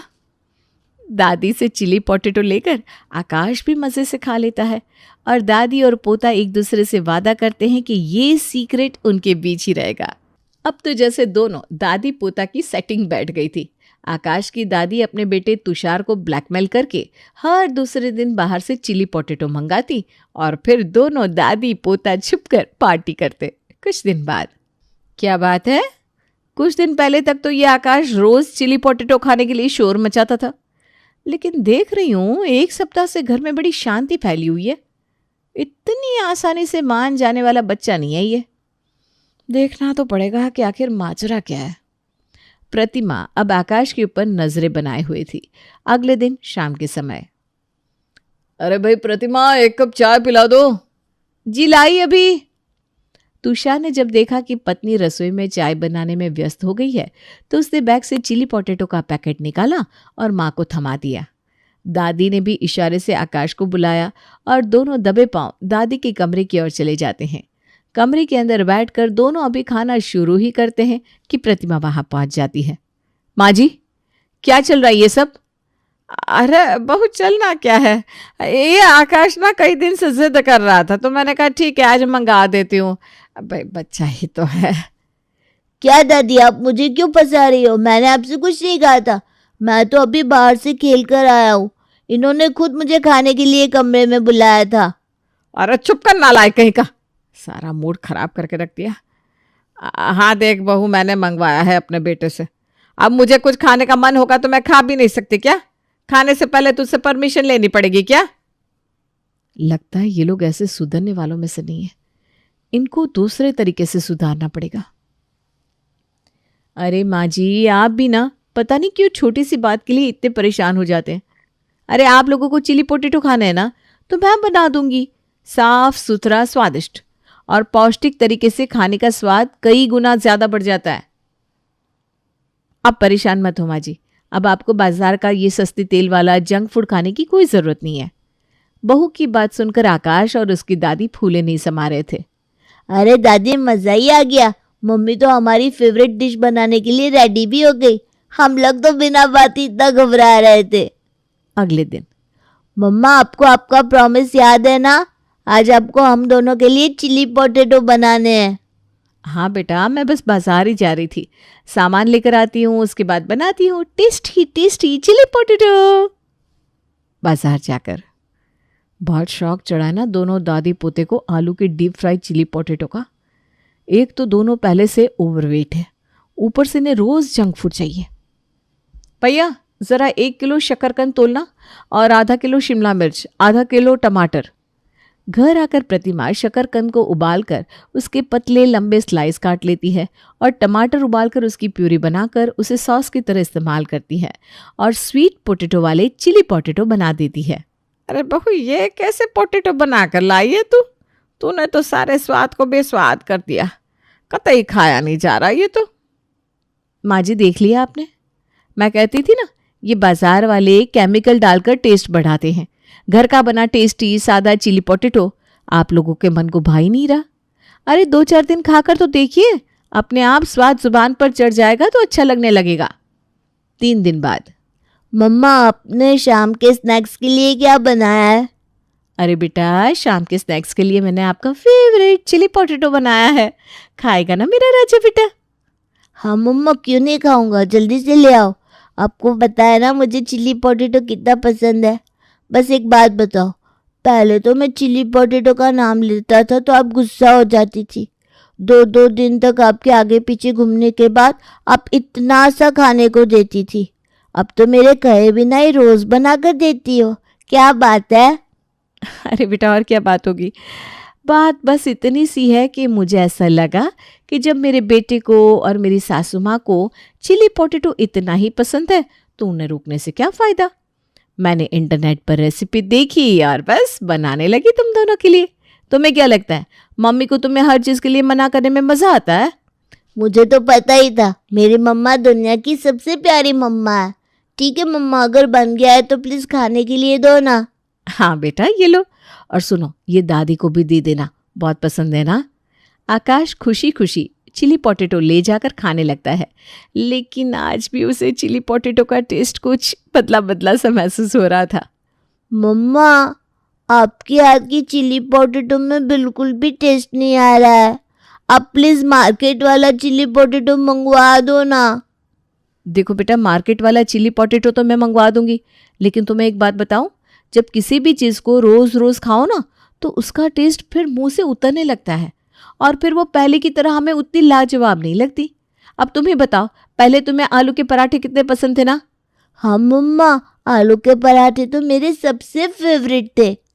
तो फिर अब जब मैं तुम्हें टिफिन में आलू का पराठा देती हूँ तो तुम्हें उतना ही मज़ा आता है जितना पहले आता था? नहीं मम्मा, आलू का पराठा खाकर बोर हो गया हूँ अब तो। आलू के पराठे में कोई टेस्ट ही नहीं आता। वही तो बात होती है बेटा, इसीलिए तो कहते हैं कुछ स्पेशल चीज़ों को ना स्पेशल ही रहने देना चाहिए। अगर हम उन्हें रोज़ रोज़ खाएंगे ना तो फिर उनका टेस्ट हमारे लिए एकदम नॉर्मल हो जाता है और उनका स्वाद पता ही नहीं चलता। लेकिन फिर भी अगर तुम्हें ऐसा लगता है ना कि मार्केट की चिली पोटैटो माँ के हाथ के बने चिली पोटैटो से ज़्यादा टेस्टी होंगे तो कल मैं तुम्हारे लिए मार्केट से मंगवा दूंगी। आप खुश? हाँ मम्मा, अब बहुत अच्छी हो, कभी किसी चीज़ के लिए मना नहीं करती, मेरी हर बात पर ओके कह देती हो। अगले दिन प्रतिमा बड़ी चालाकी से घर में चिली पोटैटो बनाकर रख लेती है और बेटे को दिखाने के लिए मार्केट से भी चिली पोटैटो ऑर्डर कर देती है। कुछ देर बाद स्विगी से चिली पोटैटो का ऑर्डर आ जाता है। आ गया हमारा ऑर्डर, चिली पोटैटो, ये। रुको रुको बेटा, मैं इसे प्लेट में निकाल कर लाती हूँ। ऐसे कैसे खाओगे डायरेक्ट पैकेट से? हाँ।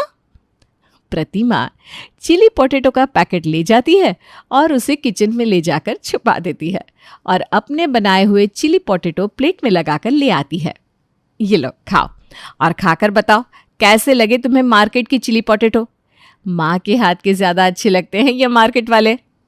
आकाश और उसकी दादी खुशी खुशी चिली पोटैटो खाना शुरू करते हैं, लेकिन इस बार भी टेस्ट उनको घर के बने चिली पोटैटो जैसा ही लगता है। आप एकदम ठीक कह रही थी मम्मा, इसमें तो बिल्कुल टेस्ट नहीं आ रहा। ऐसा लगता ही नहीं है कि ये मार्केट वाला चिली पोटैटो है। अब बताओ मम्मा सही कह रही थी या गलत आपसे? प्रॉमिस करो कि तुम कभी कभी चिली पोटैटो खाओगे और कभी कभी खाओगे ना तो उसका टेस्ट भी तुम्हें स्पेशल फील होगा, वरना रोज रोज खाने पर तो तुम्हें ऐसी ही बेस्वाद चिली पोटैटो खाने पड़ेंगे। मम्मी की बात सुनकर आकाश समझ जाता है कि कुछ स्पेशल चीज़ों को स्पेशल मौक़ों पर ही खाना चाहिए और इस तरह बड़ी चालाकी से प्रतिमा अपने बेटे को जंक फूड खाने से रोक भी लेती है और उसको एक अच्छी आदत भी सिखा देती है। उत्तम खुद 50 साल का था पर उसके आटे की चक्की 60 साल पुरानी थी। भैया आप खुद 50 साल के हैं और आपकी चक्की 60 साल पुरानी, ऐसा कैसे हो सकता है? अरे कहा है कि यह हमारा खानदानी पेशा है। हमारे बाबूजी ने चक्की का काम शुरू किया था, बेचारे वक्त के पहले ही ख़त्म हो गया। फिर पढ़ने की उम्र में घर चलाने के लिए मुझे ही सब संभालना पड़ा। वैसे लक्ष्मी है यह चक्की, इसी से मेरा घर चलता है, इसी से मेरे बेटे को पढ़ाया मैंने। वैसे कितनी बड़ी है आपकी लड़की? 25-26 की है पर लंबाई में पूरी है, तुझसे भी लंबी। ओहो, काफ़ी बड़ी है उम्र में भी। तो शादी वादी की सोची है कि ना? अगर शादी की सोच रहे हैं तो जिस घर में मैं काम करती हूँ ना वहाँ एक अच्छा लड़का है। तू इस घर से निकलती है उस घर चली जाती है, उस घर से निकलती है इस घर चली जाती है, मुझे क्या पता तू किस घर की बात कर रही है। अरे भैया, सुरेश भैया के घर की कह रही हूँ मैं। आप तो जानते हैं ना, सुरेश भाई साहब का एक ही बेटा है, इकलौता बेटा मोहित। उसकी अपनी कपड़े की दुकान है, अच्छा कमाता है। छोटी उम्र से दुकान का काम संभाल लिया था बउआ ने। देखो बात चलाओ या बोलो तो मैं डाल दूँ लोगों के कान में ये बात। सलाह तो एक नंबर की दी है तूने, तो शुरुआत भी कर दे। कमला ने बोला सो कर भी दिया। अब इसी बात पर 1 किलो आटा तोल दो, पैसे सोनिया बिटिया की शादी के नाम पर चढ़ा देना। और कमला ठीक पहुंचती है सुरेश के घर। आज ज़रा देर कर दी, कहाँ रह गई थी कमला? कमला की तो कोई सोचता ही ना है, पर कमला को तो सबकी सोचनी पड़ती है ना भाभी। कहाँ रहूँगी, मोहित बबुआ बड़ा हो रहा है, उनकी शादी की फिक्र में थी मैं। एक रिश्ता पता चला है, बहुत अच्छी लड़की है, ये बगल वाले आटा चक्की वाले उत्तम भाई साहब की बेटी। मैंने उनसे पूछा कितनी बड़ी है, तो कह रहे तुझसे लंबा में बड़ी है। अब आप ही बताइए भाभी, जिसका बाप इतना सीधा हो उसकी बेटी कितनी सीधी होगी। मैं तो कहती हूँ एक बार बात चला ही दीजिए। क्या कहती है मनीषा जी? उत्तम है तो गोरा चिट्टा, नाक नक्श भी ठीक है उसकी उम्र के हिसाब से, गोदाम अच्छा है तो बच्चे भी सही होंगे। घूम फिर कर 4 लोग, एक छोटा भाई और माँ बाप, 4 के परिवार में रहिए, यहाँ आकर भी 4 हो जाएगी। ऊपर से मेहनत की कमाई खाई है लड़की ने, उतार चढ़ाव देखा है ज़िंदगी में, तो मेहनती भी होगी। मैं समझ गया कमला दीदी, आज आप मेरा रिश्ता लगवा कर ही रहेंगी। लगवा कर क्या रहती, लगवानी ही थी। इस रिश्ते के बदले कमला उत्तम के आटे की चक्की से फ्री में आटा जो लेने वाली थी। कमला सोनिया की इतनी तारीफ करती है कि अगले रविवार ही मोहित का परिवार सोनिया को देखने चला आता है। पढ़ाई में तो 1 नंबर है मेरी सोनिया। हम तो गांव देहात के ठहरे, हमने कहाँ पढ़ाई की बहन जी, ना मन था ना परिस्थिति।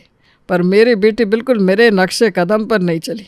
उसने बोला मैं तो पढ़ाई करूँगी। ग्रेजुएशन किए है मेरी सोनिया बिटिया ने। एक बात पूछना चाहूँगा, सोनिया नाम ही क्यों रखा भाई साहब आपने अपनी बेटी का? क्योंकि बचपन में ये सोती बहुत थी, ना कभी इसने अपनी माँ को सताया, बस अपनी माँ का दूध पीती और सो जाती, इसीलिए इसका नाम सोनिया रख दिया। ये सुनते ही फुसफुसाते हुए मनीषा अपने बेटे से कहती है। कमला बिल्कुल ठीक कह रही थी, भाई साहब तो बड़े सीधे हैं। ऐसे सीधे परिवार से रिश्ता हो जाए तो ज़िंदगी पर टेंशन ही नहीं रहेगी। क्या कहता है मोहित? अब मुझे ये रिश्ता मंजूर है। सोनिया भी कह देती है मुझे ये रिश्ता मंजूर है और चट मंगनी पट ब्याह कर सोनिया मोहित के घर आ जाती है। ससुराल में उठते ही सोनिया अपने भाई को कॉल लगाती है। मेरा यहाँ मन कैसे लगेगा भाई, मुझे तो अभी से घर की याद आ रही है। अरे रोती क्यों हो दीदी, तुम्हारे ससुराल के बगल में ही तो पापा की आटा चक्की है, जाकर मिलाओ। अपनी पहली रसोई की तैयारी करने सोनिया रसोई में जाती है। कल ही तो इस घर में आई हूँ, तुरंत बाहर निकलूंगी तो सभी बातें बनाने लगेंगे, पर कुछ तो करना होगा। सोनिया डिब्बे से सारे आटे को निकालकर एक प्लास्टिक में भरती है और कमला को देते हुए कहती है, ये आटा अपने पास रख लो कमला, 1-2 हफ्ते के लिए छुट्टी पर गांव चली जाओ, तुम्हारा पैसा कोई नहीं काटेगा।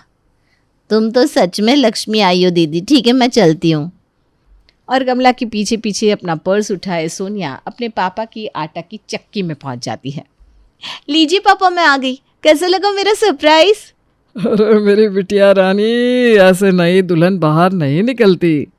मैं घूमने थोड़ी ना निकली हूँ पापा, पहली रसोई बनानी थी, आटा चाहिए था, घर पर था नहीं। मोहित मेहमानों को स्टेशन छोड़ने गए थे, अब सास ससुर को तो आटा लाने के लिए नहीं कह सकती, इसीलिए अच्छी बहू की तरह खुद ही राशन लेने आ गई। उत्तम सोनिया को 1 किलो आटा तोल कर देता है। ये लीजिए पापा पैसे। पागल है क्या, तुझसे लूँगा पैसे? कोई ज़रूरत नहीं है पैसे वैसे की, और अब से कहीं और पैसे लगाने की ज़रूरत नहीं है, मैं ही दे दिया करूँगा आटा। कम से कम इसी बहाने तुझसे मुलाकात हो जाएगी। अपनी पहली रसोई में सोनिया सभी के लिए पूरी, खीर, सब्जी क्या कुछ नहीं बनाती, जिसे खाकर सभी उसकी तारीफ करते नहीं थकते। कमला ने तो हीरा ला कर दे दिया हमें, वरना ढूंढने से भी हम ऐसी लड़की नहीं ला पाते। राम जी सभा में ही थे, पर सीता माता कहाँ जानती थी कि यही उनके वर होने वाले हैं। माध्यम तो धनुष बना था। वैसे ही हमें भी कहाँ पता था कि जिस चक्की का आटा हम सब खाते हैं उसी की बेटी हमारे घर बहू बनकर आ जाएगी। अब जो होना है तब सो हो जाता है। सोनिया के बनाए खाने की बड़ी तारीफ होती है। अब वो रोज़ अपने पापा की आटे की चक्की में जाती और आटा लाने के बहाने उनसे मिल लेती। कुछ दिनों बाद, बहू आज चिल्ला खाने का बड़ा मन है, आज पराठे छोड़ दे, चिल्ला बना ले। सूजी या बेसन का चिल्ला बनाऊंगी तो आटा लाने का बहाना कैसे मिलेगा? बेकार में किसी चीज़ पर पैसे क्यों लगाओ जब पापा फ्री में आटा दे रहे तो। और वैसे भी बेसन और सूजी महंगी भी तो कितनी हो रखी है। एक गृहिणी का लक्ष्य पैसों की बचत होना चाहिए। और रोज़ की तरह अपनी थैली उठाए सोनिया अपने पापा के पास जाकर आटा ले आती है और करती है गूगल। आटे का चिल्ला कैसे बनाएं? सोनिया के ये कहते ही यूट्यूब पर फ़ौरन बहुत सारे सजेशंस आ जाते हैं। अरे वाह, इसमें तो बहुत सारी रेसिपी है, सब्जी भी नहीं बनानी पड़ेगी, घोल तैयार कर उसमें कच्ची सब्जियां डालकर चिल्ला बनाया जा सकता है। वाह वाह वाह, ये तो नई चीज़ पता चली। ये रेसिपी चल पड़ी तो मज़ा ही आ जाएगा। आटे का घोल तैयार कर सोनिया उसमें कच्ची सब्जियां डालकर कुछ देर फर्मेंट होने के लिए छोड़ देती है। 15 मिनट बाद घोल अच्छी तरह तैयार हो जाता है और रात के खाने में सोनिया सभी को गर्मा गर्म चिल्ले परोसती है। ये किस चीज़ के चिल्ले बनाए तुमने? कुछ अलग नहीं लग रहा सोनिया? खाना जैसा भी हो खा लेना चाहिए बेटा, अच्छा ही तो है। अब बुरा बिल्कुल नहीं है पापा, बहुत अच्छा है। पर ऐसा नहीं लग रहा है कि मैं चिल्ला खा रहा हूँ, ऐसा लग रहा है मैं रोटी खा रहा हूँ। हाँ, क्योंकि मैंने चिल्ला आटे का जो बनाया है वो क्या है ना मम्मी जी, बेसन के तो दाम आसमान छू रहे हैं, आटे के भी तो चिल्ले बनते हैं। अब घर पर आटा था ही तो क्यों मैं बेकार में बेसन या सूजी पर पैसे लगाती। इसी बहाने एक नई रेसिपी ट्राई कर ली मैंने। गलत तो नहीं किया ना? अरे नहीं नहीं, बिल्कुल भी नहीं, बहुत अच्छा किया बहू, आ तू भी बैठ जा। अगली सुबह रोज की तरह पड़ोसन बिंदिया मनीषा से मिलने आती है, पर आज वो अकेले नहीं आई थी, उसके साथ उसकी पोती रमा भी आई थी।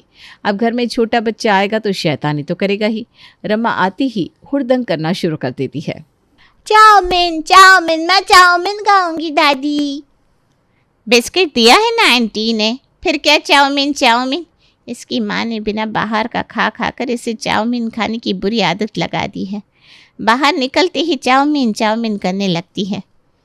10 मिनट रुक जा, घर चलेंगे तब तेरी माँ से कहकर चाउमीन बनवा दूंगी। हाँ, अरे ये क्या बात हुई, ये भी तो इसी का घर है, हमारे घर पर खा लेगी।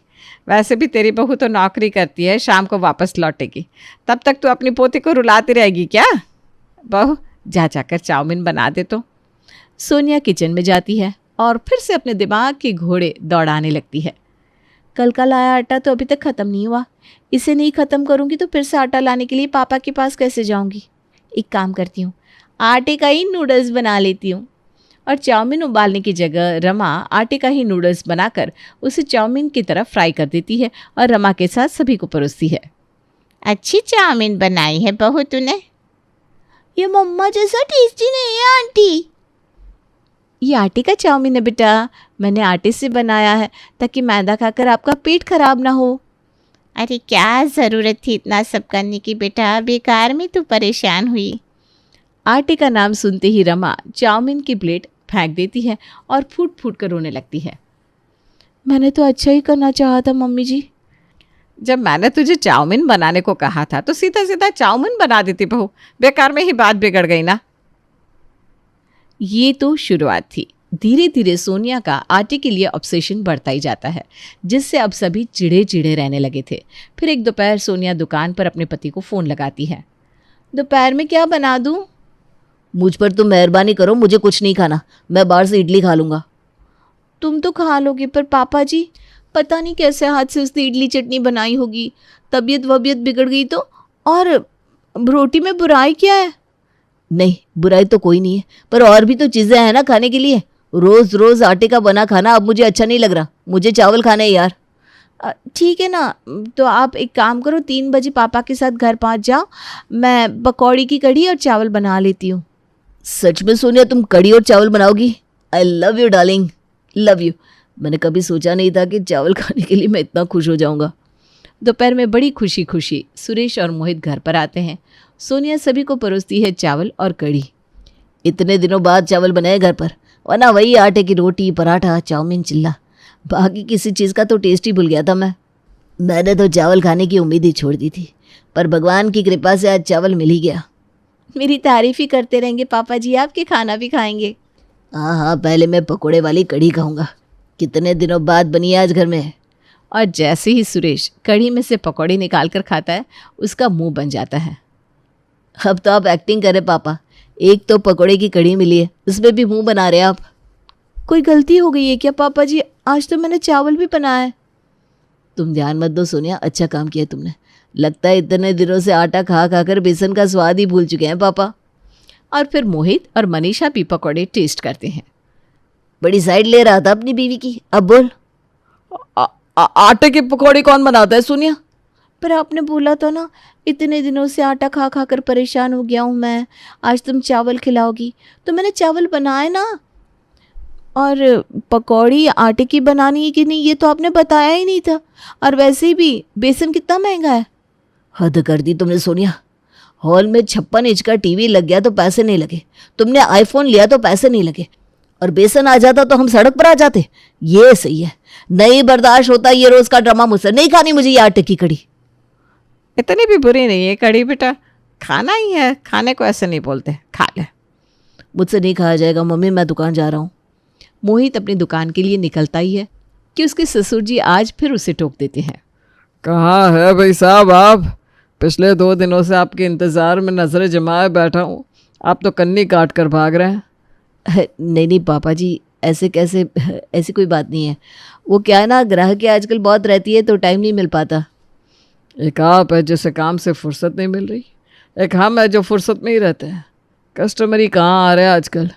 अब तो चक्की चलती है तो बस सोनिया को गेहूँ पीस कर देने के लिए। पता नहीं आज आटा दे भी पाऊंगा कि नहीं, चक्की नहीं चल रही, लगता है ख़राब हो गई है, बनने में ही 5-7 हज़ार लग जाएंगे। बैठे बिठाए तो आजकल ऐसे खर्च आ जाते हैं कि क्या बताऊं। आप चक्की ठीक करवा लीजिए, पैसे मैं दे देता हूँ पापा जी। ये लीजिए 10,000 रुपये, और ज़रूरत पड़े तो कह दीजिएगा। वैसे अपने साले साहब के लिए कुछ सोचा है बेटा जी आपने? अब उसे इस आटे की चक्की पे काम में लगाऊंगा तो अच्छा नहीं लगेगा। सब क्या सोचेंगे, जीजा इतना बड़े कपड़े का व्यापारी है और साला चक्की चलाता है। मैं कोशिश करता हूँ पापा जी। कोशिश बोलने से नहीं होगा दामाद जी, ज़रा जोर डालिए। जी तो हमारा बेटा बाद में है, पहले आपका अपना साला है, नहीं है तो कह दीजिए। अरे बिल्कुल है अपना साला, वो मेरा साला ही तो है। 2-4 कंपनियों में मैंने बात की है, पर बात जमी नहीं है। जीतू ने ग्रेजुएशन भी तो नहीं की है ना। आप तो बड़े व्यापारी है, कहीं और बात करने की ज़रूरत क्या है, अपनी दुकान में ही घुसा लीजिए। दुकान मेरी नहीं पापा की है। ऐसे में जीतू को दुकान में लगाना तो मुश्किल है पापा जी। मुश्किल तो बहुत कुछ है, पर दामाद जी रोज़ रोज़ फ्री में आटा भेजना भी मुश्किल है। अपनी बेटी दे दी आपको, वो भी मुश्किल था। कम रिश्ते आ रहे थे क्या हमारे पास? आप भी ना कभी कभी दिल तोड़ने वाली बात करते थे। इस तरह उत्तम अपनी बेटी को जो 1 किलो आटा देता था उससे 4 गुना अपने दामाद से वसूल भी कर लेता था और उसे 4 बातें सुना भी देता था। इसी तरह दिन बीत रहे थे। बहुत देर सोचने के बाद दिमाग लगाकर मनीषा अपनी बहू के पास जाकर उसे कहती है, रात को पनीर बटर मसाले की सब्जी और पराठे बना लेना बहू। जी मम्मी जी। ऐसी सब्जी बताई है जहाँ आटा इस्तेमाल ही नहीं कर पाएगी बहू। पर मनीषा ने जो सोचा भी नहीं था वो हो जाता है। सोनिया रसोई में जाकर आटे से पनीर बना लेती है और उसी से बना देती है पनीर बटर मसाले की सब्जी। रात को सभी को वही परोसा जाता है। खाना देखते ही मोहित टेबल से उठ खड़ा होता है। बस अब बहुत हुआ, तुम अब शॉपिंग पर नहीं जाओगी सोनिया। अब से राशन मैं ही लाऊंगा। न जाने क्या 420 कर रही हो तुम। पापा जी को भी अपने बिजनेस की पड़ी है, मना भी नहीं करते तुम्हें आटा ले जाने से। कितने आसान फरामोश हो तुम।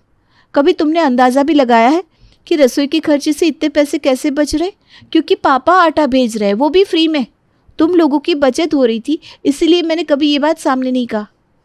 सभी के ताने सुनती रही और सब कुछ आटे से बनाती रही, पर तुमने तो आज हद ही पार कर दी है मोहित। और बात को बिगड़ता देख आज मनीषा कह उठती है, आज तक मैं चुप रही बहू, क्योंकि मैं नहीं चाहती थी कि बाप बेटे के बीच का रिश्ता खराब हो। पर आज कहती हूँ, तुझे जो आटा मुफ्त का लगता है ना, वो हमें 4 गुना महंगा पड़ता है, क्योंकि उस आटे के पैसे घुमा फिरा कर 4 गुना बढ़ाकर तुम्हारे पापा मोहित से वसूल करते हैं। क्या? हाँ सोनिया, मम्मी की बात सच है, और इस बारे में मैंने मम्मी को कुछ नहीं बताया। वो तो एक दिन इत्तेफाक से जब पापा जी मुझे रोड पर खड़ा कर इस बारे में ताने दे रहे थे और मुझसे पैसे ले रहे थे, तो मम्मी ने सब कुछ देख लिया। तुम्हें दुख होगा ये सोचकर हमने ये बात छुपाई, पर अब आटा खा खाकर मैं परेशान हो चुका हूँ। अब इस आटे की चक्की को बंद करो यार। अपने पापा की होशियारी को सोनिया समझ जाती है और इस दिन के बाद से बेकार में आटे के साथ अलग अलग चीज़ें बनाना बंद कर देती है।